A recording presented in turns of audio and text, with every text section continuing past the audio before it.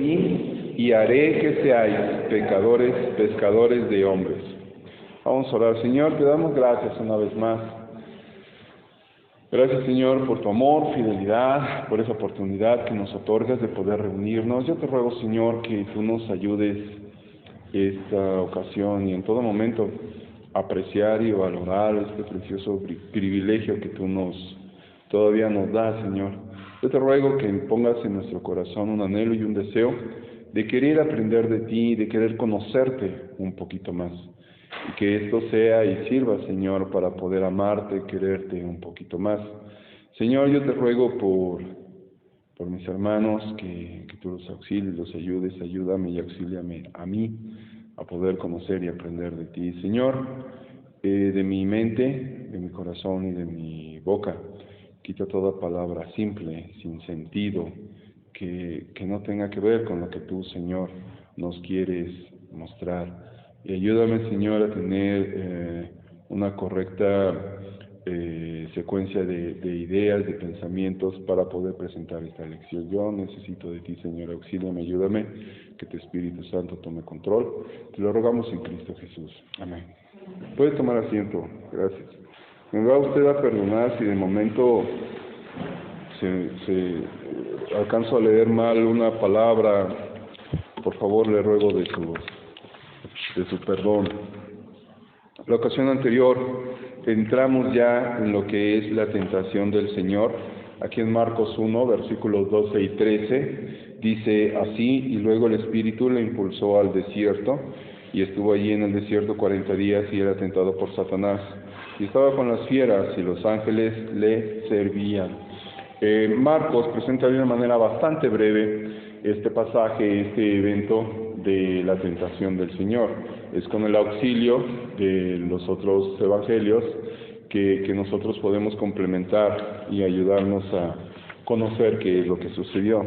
En primera instancia estábamos nosotros, lo último que vimos la lección anterior, ¿quién es el diablo? Bueno, sabemos que el diablo es un ángel caído y nosotros debemos de estar bien conscientes de la realidad de Satanás,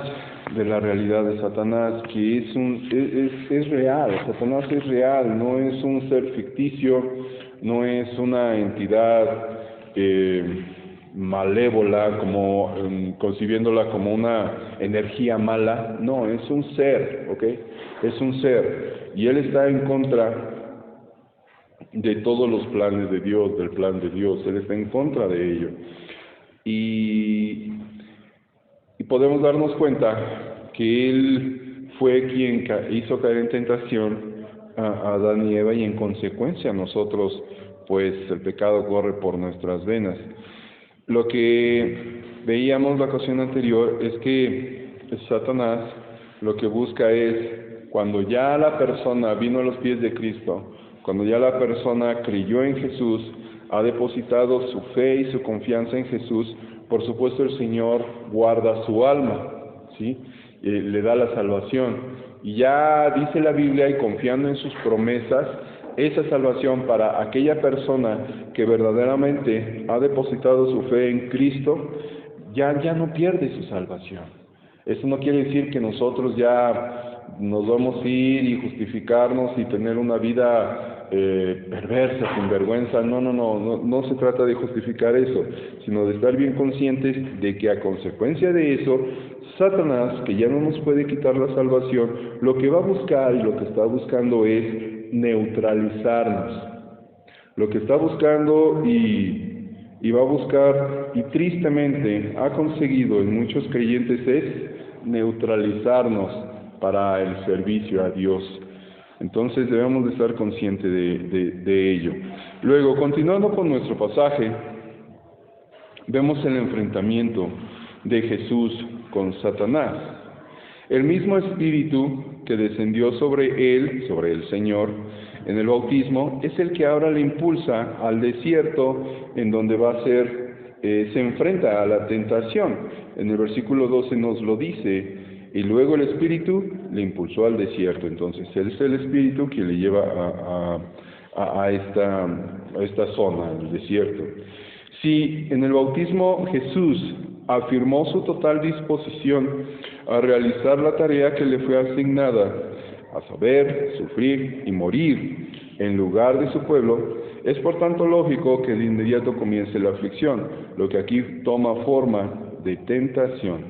Nuestro texto dice que el Espíritu le impulsó, que es una palabra más enérgica que la que emplea Mateo, donde dice que fue llevado.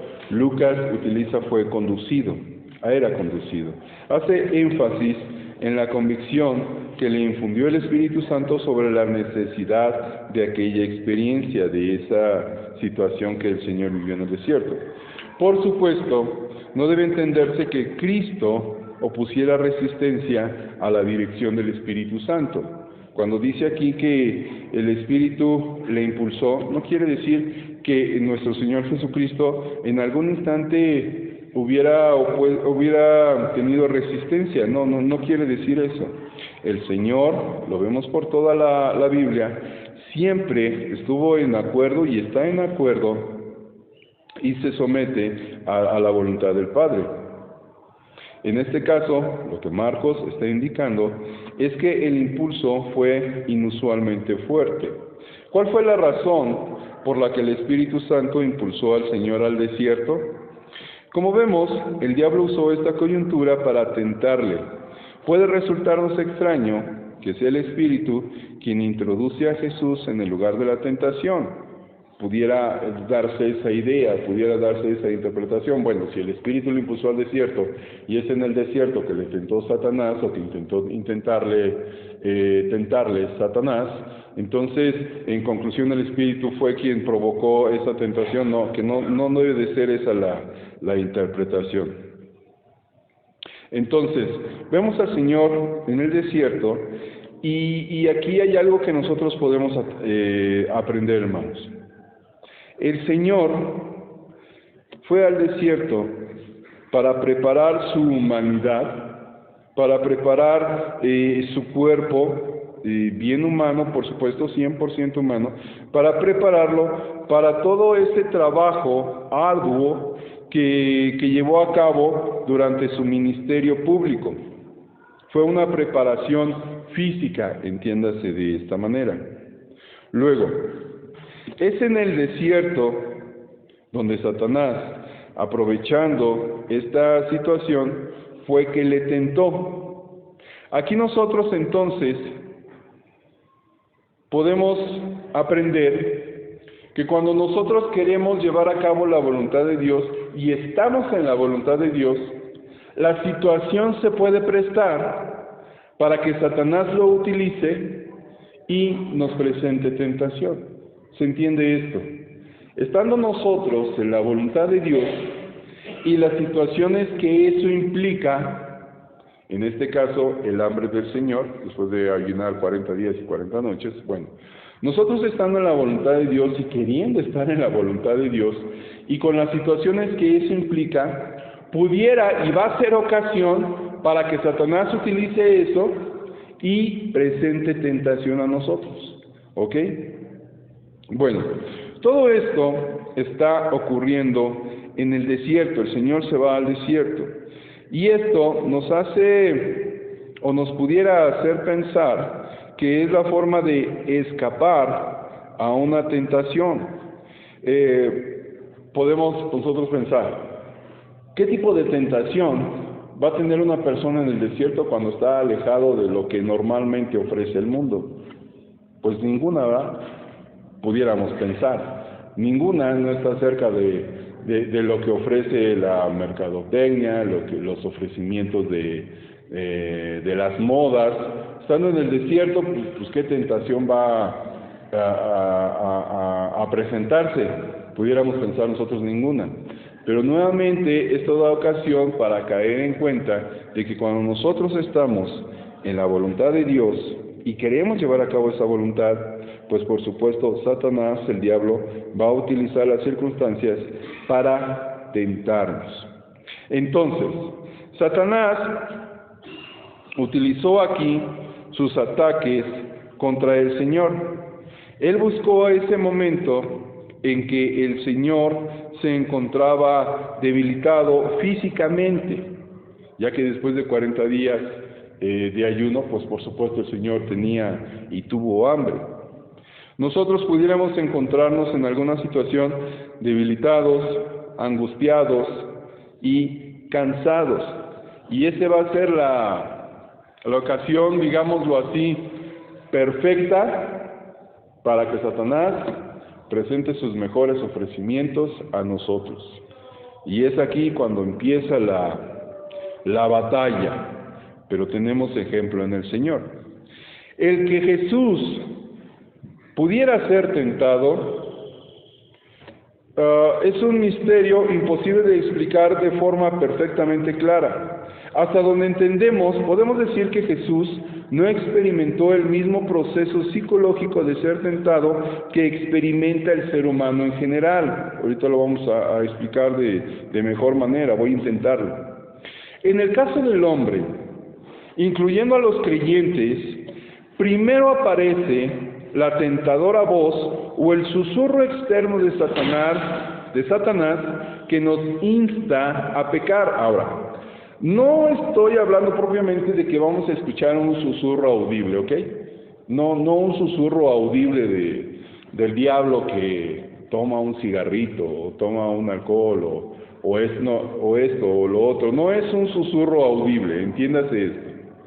Pero cuando estoy mencionando de que aparece la tentadora voz, creo que se puede entender esa tendencia, ese deseo que surge de nosotros ante un ofrecimiento, ¿ok? Sí me explico. Cuando tenemos un ofrecimiento, no vamos a tener como esas imágenes, caricaturas de que tenemos un angelito y un diablito, y ahí están diciendo cosas a la persona. No sucede así, sino que tenemos esa tendencia y nos sentimos inclinados a cometer aquello que se nos está presentando. ¿Sí me explico? O sea, no es que tengamos un susurro, hermanos, ¿ok? Aquellas personas que dicen que escucharon al diablo, la mayoría de las veces es su carnalidad y le echan la culpa al diablo, pero no es propiamente que tengamos un susurro satánico en nuestro oído, ¿ok?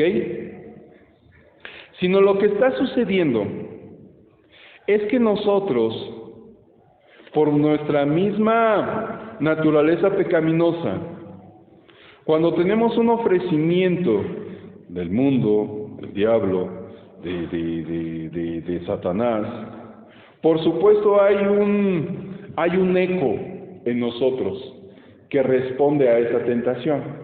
Hay un eco en nosotros. Vamos a leer Santiago 1:14. Ahora, no se me queden viendo, hermanos, como si yo estuviera hablando de algo que no hemos experimentado. Por supuesto que yo lo he experimentado, por supuesto que usted lo ha experimentado. Cuando usted y yo estamos conscientes de que aquello, de una acción que es pecaminosa, estamos conscientes de ello, y de buenas a primeras tenemos un ofrecimiento en un comercial, en una revista, en una situación, en el puesto de periódicos, por la invitación de un conocido, y esa tentación va a encontrar un eco en nosotros, ¿sí? Por nuestra misma naturaleza pecaminosa. Sí se entiende esto. Entonces, ese susurro y esa voz del diablo también encuentra eco en nuestra naturaleza pecaminosa. ¿Ok? Ahorita les voy a dar un ejemplo que tengo yo en la cocina de mi casa. Santiago 1:14. Hermano Ulises, ¿me auxilias? Dice, sino que cada uno esté sentado cuando de su propia concupiscencia es atraído y seducido. Aquí dice que es de nuestra propia concupiscencia. Es lo que nos empuja a ceder en la tentación de aceptar aquella insinuación y ofrecimiento del diablo. Así que, en nuestro caso, en el caso del hombre, nuestros propios malos deseos nos arrastran y seducen. ¿Ok? Eso es cuando ante nosotros se presenta la tentación. ¿Cuál es el ejemplo que les quiero dar? Hubo una temporada que ahí en su pobre casa estuvimos batallando mucho con moscas, ahí en la cocina. Cerca de ahí, divide una pared, hay un baldío y mucho calor, muchas moscas. Entonces a mí se me ocurrió comprar de este papel, con pegamento, que pues pobrecitas moscas. Luego Héctor me anda diciendo: ay papá, ¿por qué dices pobrecitas moscas y luego las quieres estar matando? No digas pobrecitas. Bueno, ok. En donde la mosca se acerca y se queda pegada. ¿Ok? Bueno. ¿Quién puso ese papel pegamoscas? Yo. ¿Sí? Yo puse ese papel. Ahí se quedó ese papel. Y luego la mosca, X diestras y siniestras, se acerca y pum, se queda pegada. Yo no anduve tras de cada mosca. Yo no anduve tras de cada mosca correteando a la mosca con el papel, cae, sino que yo nada más lo puse. Una ocasión estábamos sentados ahí en la mesa y viendo ahí como la mosca caía y se quedó pegada y nomás escuchaba el zumbidito, y ya cayó la mosca. Yo me identifiqué con eso, hermanos. En donde Satanás, el mundo, el diablo, tiene su ofrecimiento, pero mi propia concupiscencia es la que me induce a caer. Satanás Satanás y el mundo nada más pone esa tela, ese papel pegamosca, pero es de mi concupiscencia en donde yo voy y caigo. ¿Sí se entiende esto? Entonces, hermanos, esto nos lleva a nosotros a no andar echándole la culpa a Satanás por algo que él no propiamente hizo. A lo que quiero llegar es que debemos de ser conscientes y ser bien honestos con nosotros mismos de que es de mí que yo peco. Es bien fácil para mí cuando peco: ay, el diablo, ¿por qué me puso esto? Ay, otra vez Satanás. Y como que nos justificamos. Y no es que hagamos en menos el pecado es pecado. Pero a lo que hacemos en menos es nuestra responsabilidad ante ello. De que nosotros, nuestro eco, nuestra concupiscencia, nuestros deseos son los que nos arrastran. Y hermanos, pues es una decisión nuestra pecar. La mayoría de las veces.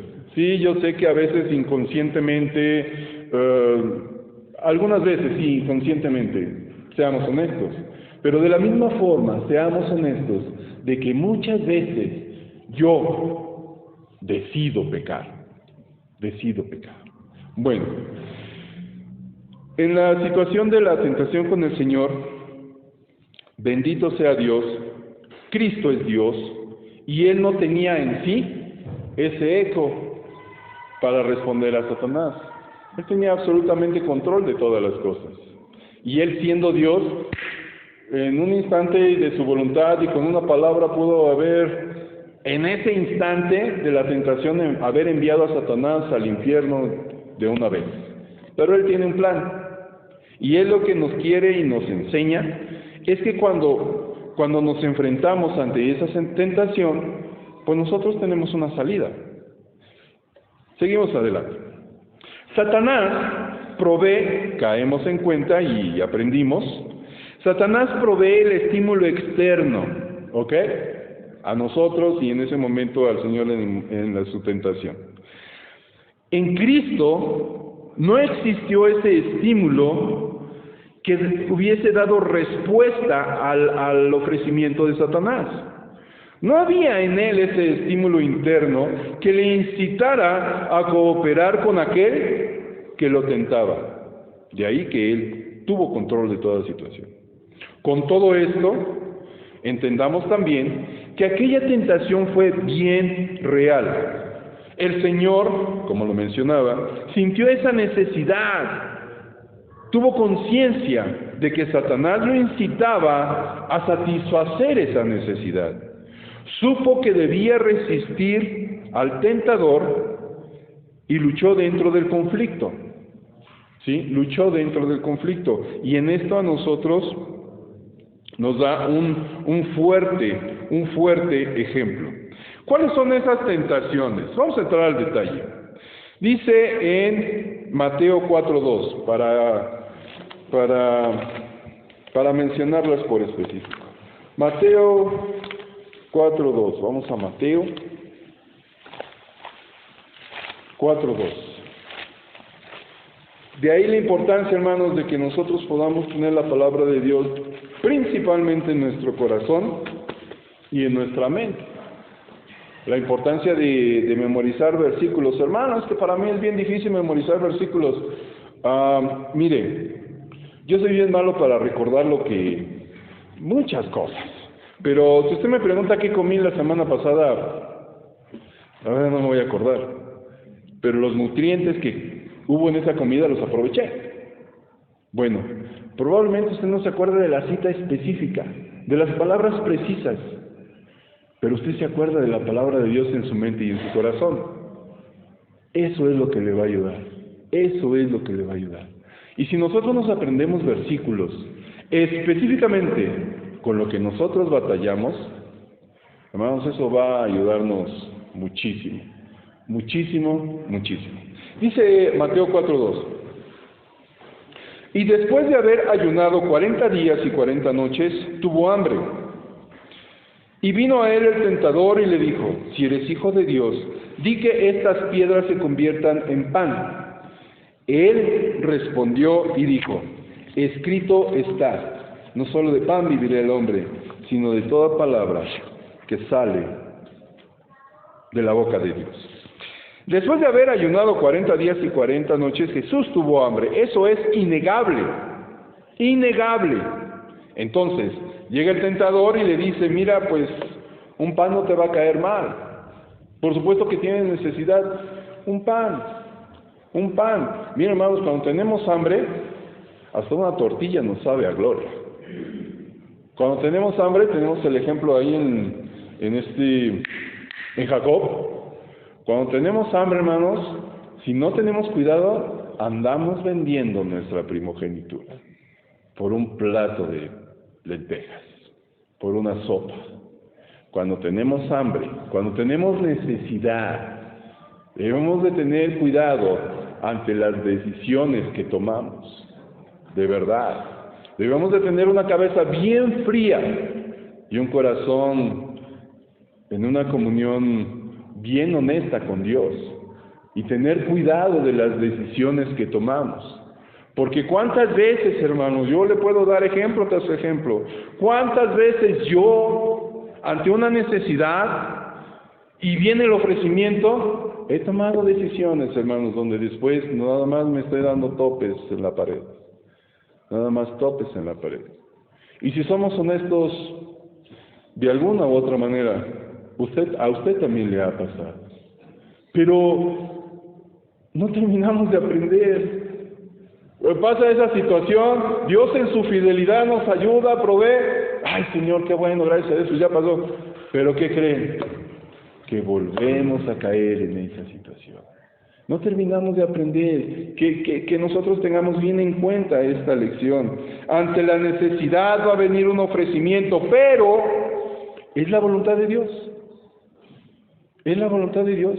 De ahí que debemos de tener una mente bien fría y un corazón consagrado. Una mente bien fría y un corazón consagrado. Porque en emociones y sentimientos tomamos decisiones que después nos vamos a estar lamentando. Después nos vamos a estar lamentando. Dice el Señor en el 4. Él respondió y dijo, y esa es la clave: escrito está. Escrito está. Y esto a nosotros nos da la enseñanza, hermanos, de que debemos de tomar nuestras decisiones, y yo me estoy mordiendo la lengua con lo que estoy diciendo, pero debemos de tomar decisiones basadas en la palabra de Dios. basados en la palabra de Dios. Escrito está. Esta tentación estaba siendo en cuenta con respecto a una necesidad física del Señor, y hasta podemos entenderlo biológica, de su propio cuerpo, en donde ya su cuerpo, yo creo, le reclamaba alimento. Yo creo su estómago le reclamaba el alimento. Pero el Señor dijo: un momento, escrito está, escrito está. Y no se debe de quebrantar ningún mandamiento de la palabra de Dios por el hecho de tomar una decisión para satisfacer una necesidad. No debemos de quebrantar ningún mandamiento, ningún principio, por el hecho de satisfacer una necesidad. Y ejemplos tenemos muchos, pero quedémonos con esto. Debemos de llevar nosotros nuestras decisiones por principios bíblicos. Luego, tenemos la siguiente tentación. Y esto está interesante porque aquí Satanás escucha que el Señor le dice: escrito está. Decía Pastor David Johnson: ¿quieres jugar con la palabra de Dios? Vamos a jugar con la palabra de Dios. ¿Y Satanás qué hizo? Versículo 5 de Mateo 4. Entonces el diablo le llevó a la santa ciudad y le puso sobre el pináculo del templo y le dijo: si eres hijo de Dios, échate abajo, porque, ¿qué dice ahí? Escrito está. Satanás conoce la palabra de Dios. Satanás conoce la palabra de Dios. Yo creo que la conoce mejor que yo y que probablemente muchos de los que estamos aquí. Satanás conoce la palabra de Dios y la puede y la usa para sus propias conveniencias. Aquí dice Satanás: ok, ¿estás mencionando la palabra de Dios, Jesús? Correcto, vamos a mencionar la palabra de Dios. Versículo 6, y le dijo: si eres hijo de Dios, échate abajo, porque escrito está.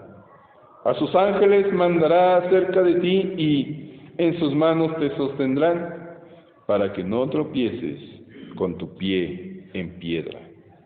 Y bueno, entonces el diablo quiere entrar en esta tentación y utiliza la palabra de Dios. Este lugar de el pináculo del templo debió de ser un lugar alto, muy alto. Seguramente una parte del tejado del templo orientado al patio desde el que le podrían ver las multitudes. Una vez allí, le sugirió que saltara para llegar al templo de una forma sobrenatural y así ser reconocido por todos como el Mesías.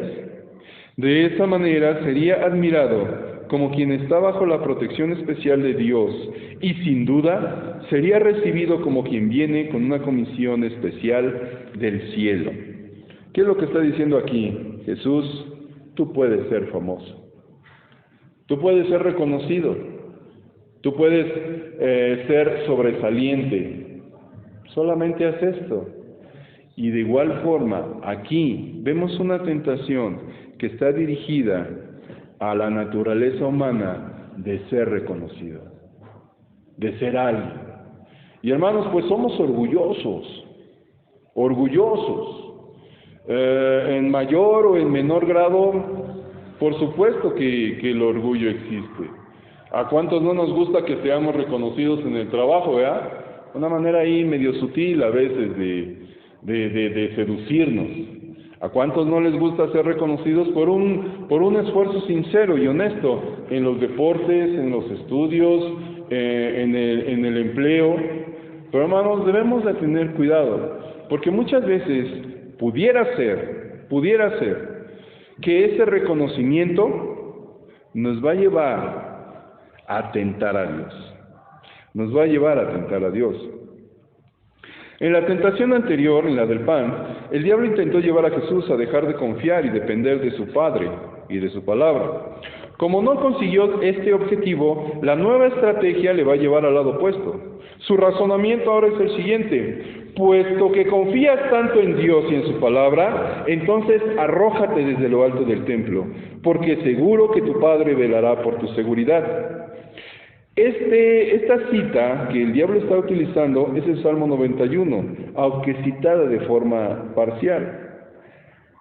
¿Qué tenía de malo poner a prueba la palabra de Dios y el cuidado providencial de Dios? ¿No están para eso las promesas de Dios?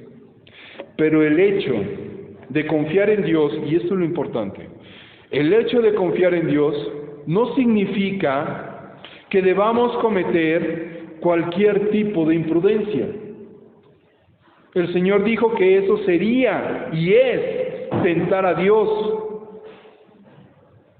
Por así decirlo, es un abuso de nuestra relación filial con el Señor. Por esta razón, la respuesta del Señor es de esta manera. Versículo 7. Jesús le dijo: escrito está también, no tentarás al Señor tu Dios. No tentarás al Señor tu Dios. Este asunto, hermanos, es cuando nosotros pensamos y concebimos que nuestra fe es un acto meritorio para que Dios nos dé lo que necesitamos. Si no es que acaso pensamos lo que merecemos o decimos merecer. Otra vez, a veces pensamos que la fe es un acto meritorio para que Dios nos dé lo que necesitamos o decimos merecer. Y no debe de ser así. Nuestra fe sí es una plena confianza en Dios, pero no debemos de llegar al punto de tentar a Dios por cubrir nuestras necesidades. No debemos de tentar a Dios por cubrir nuestras necesidades.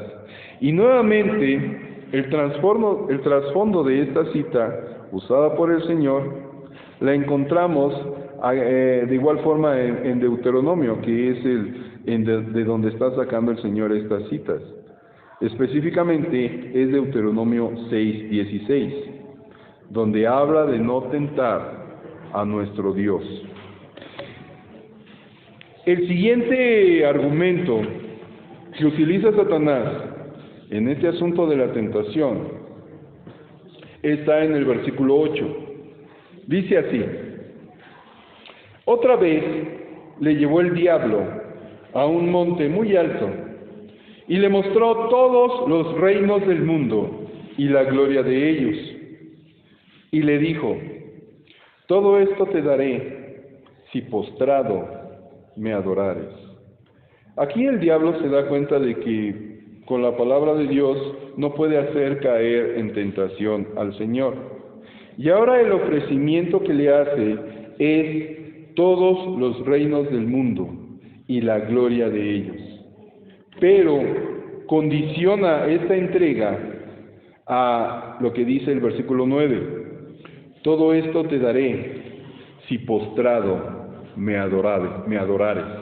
Esta última tentación, al menos como nos lo narra Mateo, esta última tentación es una tentación completamente descarada. Ahora el diablo está ofreciendo el gobierno de todos los reinos de este mundo a cambio de su adoración. Y esto implica reconocer su autoridad última en este mundo, servirle, obedecerle y aceptar su modelo de gobierno en este mundo. Mas Cristo, el Señor, le responde nuevamente con las Escrituras, diciendo, versículo 10, entonces Jesús le dijo: vete, Satanás, porque escrito está: al Señor tu Dios adorarás y a Él solo servirás. Nuevamente el Señor toma esta cita del libro de Deuteronomio. Y por supuesto este tiene un contexto muy interesante con respecto a la historia de Israel. Pero específicamente en lo que a nosotros ahorita con la lección nos compete, hermanos, sí, nuestra vida debe de estar dirigida y regida por principios bíblicos. Y una pregunta muy importante que nos va a ayudar a tomar una decisión es, ¿qué respondería Cristo? ¿Qué respondería Cristo? Nos encontramos a cierta situación en donde debemos de tomar una decisión que nos va a llevar a una acción importantísima. Si nosotros nos preguntásemos, ¿qué respondería Cristo? Nos va a ayudar muchísimo en tomar una buena y sabia decisión. Y hermanos, pudiera ser que en ocasiones el hacerse esta pregunta y tomar este tipo de decisiones con principios y bases bíblicas, pudiera no ser mucho de nuestro agrado, e inclusive pudiera ser en contrario a la satisfacción de nuestras necesidades. Pero, si se trata de que a nuestro Dios solo adoraremos y a nuestro Dios solo serviremos, se trata de un principio bíblico indiscutible, de un principio bíblico absoluto, y a la postre, por supuesto que será la mejor decisión. Muchas veces, hermanos, nosotros nos encontramos tomando decisiones que van a satisfacer nuestras necesidades, decisiones que van a ayudarnos a tener bienestar o un mejor bienestar, pero no sabemos si detrás de esas decisiones está el traicionar a nuestro Dios y faltarle. Y pues es bien triste, hermanos, porque por supuesto que yo me incluyo. Muchas veces tomando este tipo de decisiones, a la postre, el precio que estamos pagando es muy, muy caro, porque significa infidelidad a Dios y faltarle a nuestro Dios en el servicio, en la consagración y posiblemente en promesas que nosotros le hemos hecho. Y a veces nos vamos a encontrar diciendo, ay, es que el Señor entiende. En su pura fidelidad Él es bueno con nosotros. Pero hermanos, de verdad, que si nosotros tenemos en cuenta los principios bíblicos, vamos a tener probablemente no una vida de lujos, probablemente no una vida completa en sus necesidades, pero sin lugar a dudas, una vida de servicio, de fidelidad y de honra a nuestro Dios, que finalmente es lo que debe de interesar a todo cristiano. Eso es lo que nosotros aprendemos, hermanos. Una vez más, me acuerdo que lo vimos cuando estudiamos Mateo, pero es lo que aprendemos, hermanos, con respecto a cuando el Señor fue tentado en el desierto. Finalmente, aquí en Marcos, después de esta batalla de Satanás con el Señor, vemos el versículo 13, el final, lo siguiente, Marcos 1:13.